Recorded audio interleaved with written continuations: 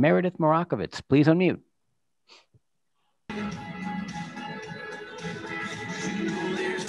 Hi, Brett. How much exploring did you do with other organizations this offseason, or were you always fairly convinced you were going to wind up back with the Yankees? Yeah, hey there. It's outside nice for the music. I just came inside. Yeah, I wouldn't say a lot of exploring. I mean, obviously, it took a long time for things to get worked out and to me officially, return here and be a Yankee again. But I was hopeful the whole time. I've never been shy about my desire to finish my career here, and obviously, very very excited that it all worked out. I was asked kind of from the get-go to be patient. Obviously, I was pretty patient, and just excited to be back, excited to be part of this group of guys, and excited to get down here to Tampa and get spring training underway. And we can take the next one from Bruce Beck. Hey, Gardy, how are you? What does it mean to be here since 2008? How much pride do you take in that aspect of it? Yeah, it's been a long ride for sure. But to be honest, it's really flown by. It's hard to believe that that 13 years have gone by that quickly. I was just talking to one of our trainers, Mike Wickland. He was in the dugout just now, and he was my trainer here when I played in the Florida State League in 2006, 15 years ago. And it's hard to believe. I just told him, hard to believe we're both still here, and crazy how time flies. But yeah, just take obviously, not necessarily the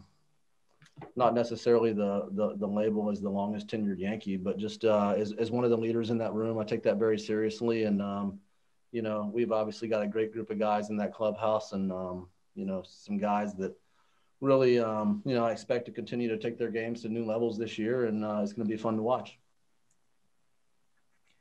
Great. We can take the next one from Pete Caldera. Hey, Brett.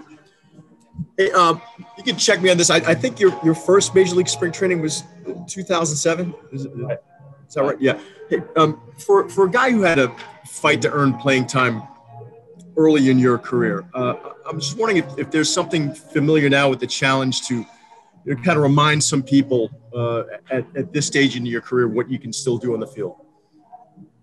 Yeah, sure. Good question. I mean, I feel like, for me, that's kind of always been the case. I mean, I know that, obviously had a multi-year contract, and with that comes big expectations and playing every day and things like that. But I've always kind of gone into it with the mindset of, having to fight for playing time, whether it was a young guy and, trying to beat out a guy like Melky Cabrera or Johnny Damon, Nick Swisher, even a guy like Bobby Abreu, all veteran players that now kind of, the tables have turned, obviously, and now I'm that veteran player. And there's obviously guys that, are fighting to, get those at bats. So for me, I obviously knew, kind of what the outfield picture looked like, and coming back here and kind of knew what to expect coming in.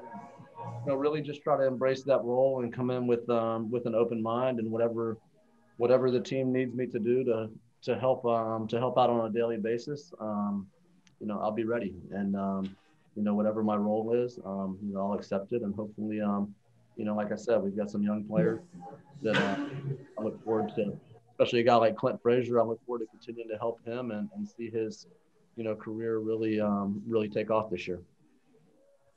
Thank you. I'll take the next one from Sweeney Murdy.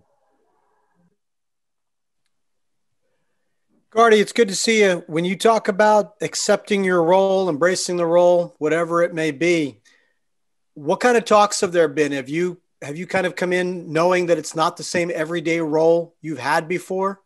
Well, yeah, in a way. But listen, we've been through this before. And obviously, like I said, I know what our outfield picture looks like. I know how talented those guys are. At the same time, I know what I'm still capable of doing. And if I didn't think I was capable of doing it at a high level, I wouldn't be back here. So, my expectations are, to be ready to play every day. And as far as, like I said, we've seen this kind of thing before. Things happen, and it doesn't always unfold the way that you draw it up, and you have to deal with injuries. And and obviously, the more depth that you have, the better. So, again, I'm excited to be a part of this group of guys, and I'll be ready to play every single day, do the best I can to continue to do that. And whenever my name's called, I'll be ready. Do you remember what the first date was where, real talks happened about bringing you back? And would you have considered playing somewhere else or retiring if it didn't work out here? Yeah, all three were kind of on the table, to be honest. But I knew I didn't want my season. I didn't want my career to end the way that the season ended last year.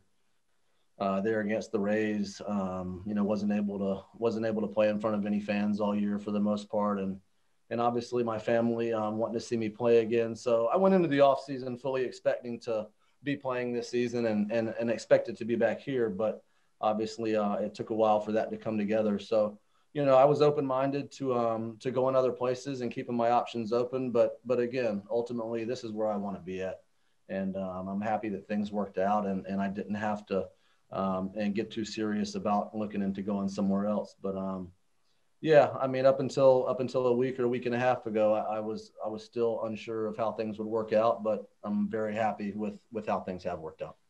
Thanks, Gardy. Yep. We'll take the next one from Tina Cervasio. Hi, Brett. Welcome back. Sort of a two-part question for you. A lot of your teammates, in particular Aaron Judge, quickly expressed how excited they were to have you back.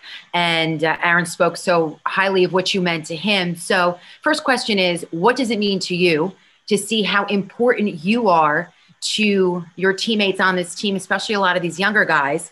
And part two is, did you get wind of Aaron comparing his offseason workouts for a 6'7", 275-pound guy compared to Brett Gardner, a 5'6", 150-pound guy, which is what Aaron said the other day? Yeah, I did.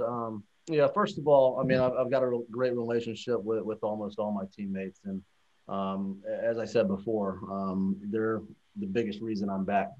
That and obviously the quest to try and win another World Series. But, the guys that we have in that room ultimately, drew me to want to come back here. And not just want to come back here versus somewhere else, but want to come back here versus nowhere else.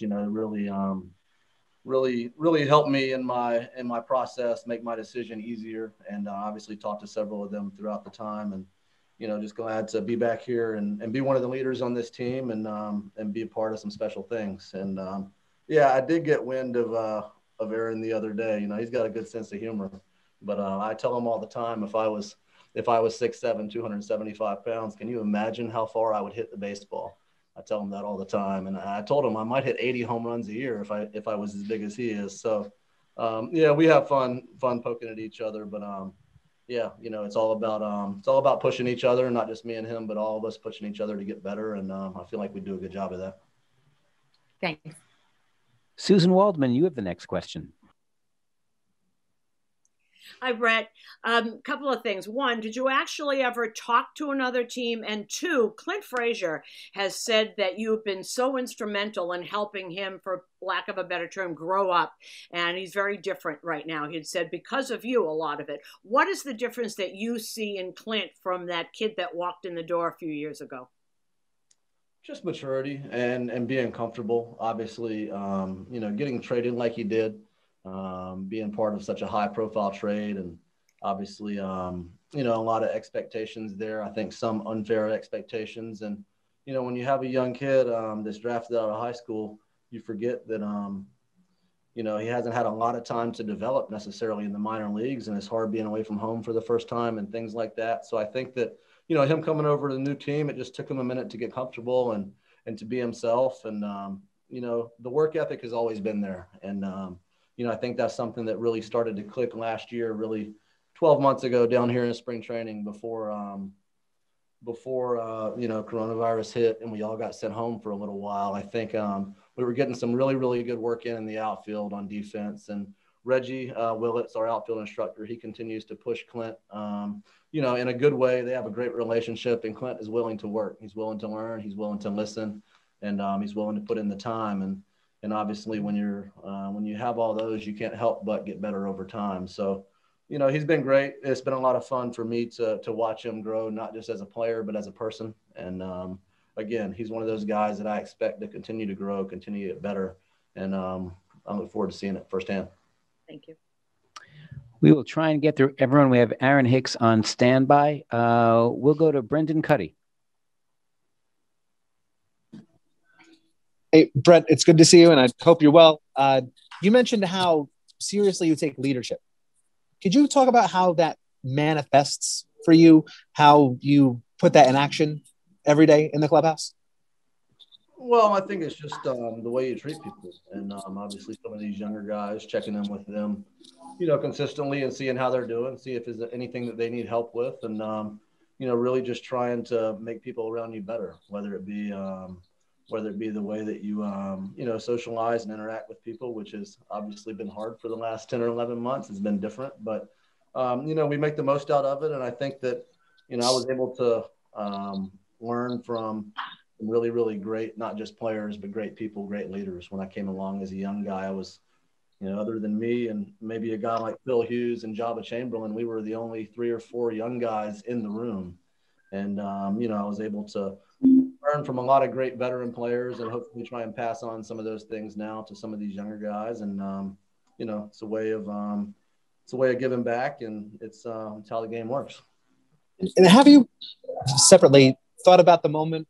What it'd be like to be able to be on the field or at the plate and see your family in the stands again? You talked about how important that is to you.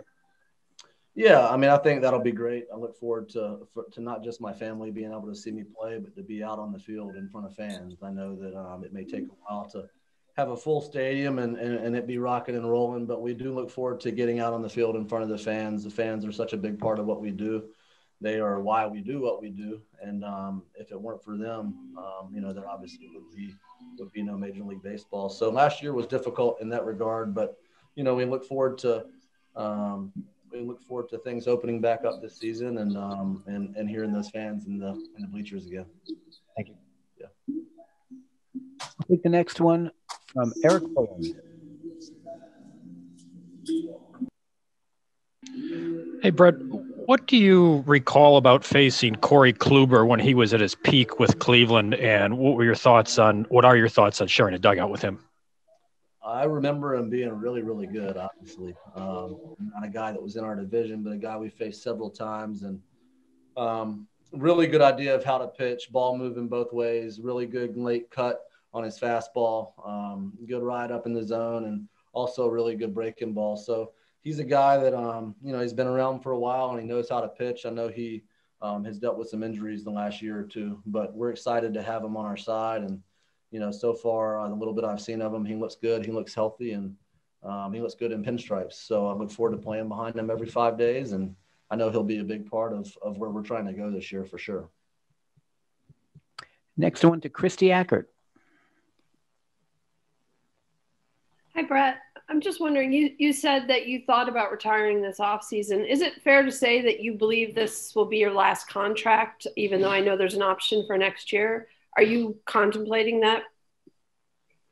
We've been talking about this for the last 2 or 3 years, kind of like the playing time thing. So I'll obviously be 38 in August, so there's no guarantees. I think that's one of the things that I learned last year is you never know what's around the corner and you never know what to expect. So, as I said before, I'm very, very thankful and very grateful to be back here and be a part of this team. And yeah, I would say that's pretty safe, but we'll just see how this season goes and take things, not just 1 year at a time, but 1 day at a time. And there's no telling what the future holds, but, I'll definitely try and, soak all this in and enjoy it. And, if this is it, then it's it. And if I've got 1 more year in me, then we'll do that too. But, for right now, just focusing on the present and, focusing on how we're going to navigate this long season with all these different protocols and all that in place that we saw last season. So it'll be difficult at times, but, I look forward to the challenge. Obviously, that's why I signed back up for it, and glad I'm here. Thank you. Yeah. Next one goes to Ron Blum. Hey, Brett. Good to see you. Hey, Ron. Hey, what have you learned over the years about hitting in Yankee Stadium as a left-handed batter? Obviously Yankee Stadium is a good place to hit for a lefty, but I would argue that it's a good place to hit for a righty because, you really can stay inside of the ball and go the other way a lot. So, I think that, there are some things about it. Obviously, that short porch in right field can be rather tempting. So some guys I've seen, maybe change their approach or change their swing, not necessarily for the better. But, for me, it's always been a good place to hit. I love playing in front of those fans. It's a good place to see the ball as far as the batter's eye and the dimensions. I don't worry about that as much as being able to see the ball well. And I see the ball well in New York, and I think that's more important than anything. So, but yeah, we love playing at home, and we love hitting at home, and it's a great place to play. Are you surprised in the last few years that you and Aaron are often the only lefty batters in the lineup? Yeah, I mean, that has been different. And usually lineups are a little more well balanced than that, but we've also got a lot of really, really good right-handed hitters. So, obviously good right-handed hitters that are more than capable of doing damage against right-handed pitching. So, I think that's more of a product of how good our righties are than anything. But yeah, there's days when we only have maybe one or two lefties in the lineup, and we obviously, no matter who we have in the lineup, we feel good about our chances. Thank you. Yep. We'll try and get to these last three as quickly as possible. Dan Martin, please unmute.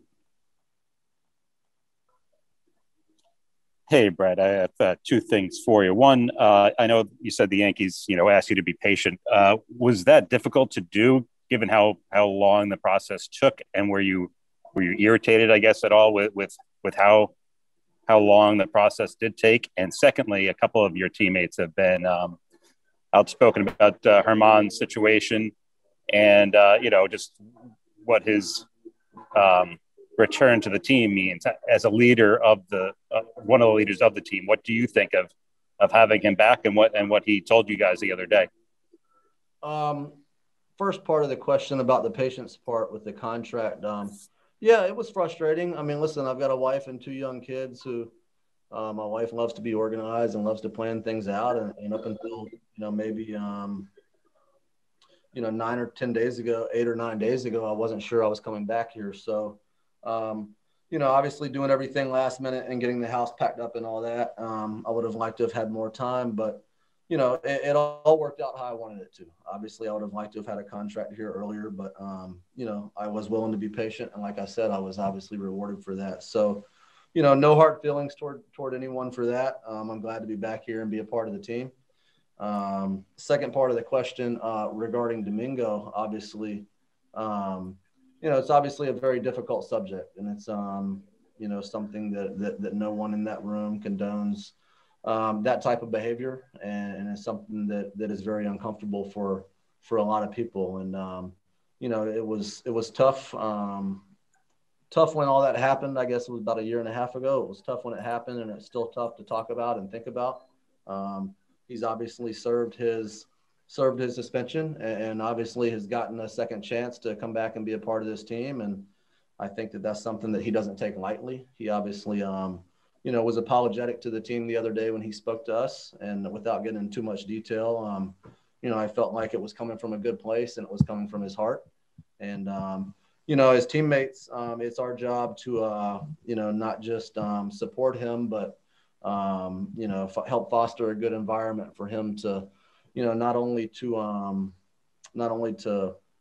become a better person and a better player, but for him to, hopefully turn the page and live a better life. And that's not just for Domingo, but that's for all the guys in that room. And, that's something that we take very seriously in that room, is taking care of each other and having each other's backs. And I think that, no matter who it is, whether it's Domingo or one of my outfielders that I'm maybe a little bit closer to, as far as the guys that we spend a lot of time together, I think that, it's important for all of us in that room to have each other's backs and support each other. We've all made mistakes. We've all gone through hard times. And, sometimes, a lot of times it's how you respond, how you respond from those, and how you come back from adversity. So, I look forward to seeing him back out there on the mound, and look forward to being one of the guys that continues to hopefully help him off the field and in that clubhouse. And, not just him, but all of us, just take things one day at a time, and not get too far ahead of ourselves, and have fun while we're here at the field together. Thanks, Brett. Yep. And a final, very quick question from Brian Hoke. Again, we have Aaron Hicks here right outside. I guess I get to close it out. Hey, Gardy. Aaron Boone said that Clint Frazier is going to be the opening day left fielder. He's planning on that. So what did they actually tell you about playing time? How many starts do you see yourself making? I don't know what's reasonable. I'm planning on playing every day, and obviously that's not realistic, and I know that's not going to happen. But we've seen in the past guys get hurt, and things don't always go as planned. And for me, physically, mentally, I just need to be prepared to play every single day. And like I said, I know that's not going to happen, but that's kind of the mindset I go into it with. And whatever Booney asked of me, whenever my name is called, like I said, I'll be ready and be prepared. And I love playing. I've never been shy about that. So I do love playing every day. And if he told me I was going to play 162, I would sign up for it and be all for it. So, I realize that's not my role going into it, but I also have been around long enough to know how quickly roles can change. So, again, just get my work in down here in the spring, be ready for April 1st, stay healthy. And other than that, I don't necessarily have any goals or expectations as far as games played. Just stay healthy and help this team, and hopefully we're the last team standing. Gardy, thank you very much. Everyone will have Aaron Hicks in a moment.